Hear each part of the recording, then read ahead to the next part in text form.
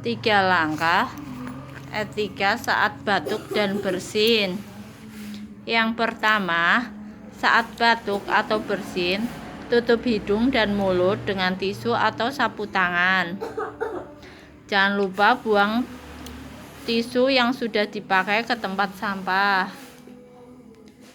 Kedua, ketika dalam keadaan terdesak, gunakan lengan bagian dalam untuk menutup hidung dan mulut Anda. Jangan tutup dengan telapak tangan karena dapat menularkan bakteri atau virus ketika menyentuh benda lain. Yang ketiga, selalu gunakan masker saat Anda terserang batuk atau flu. Mari tinggalkan kebiasaan lama yang salah. Biasakan hidup sehat dengan dimulai dari diri sendiri, keluarga, dan lingkungan sekitar. Terima kasih.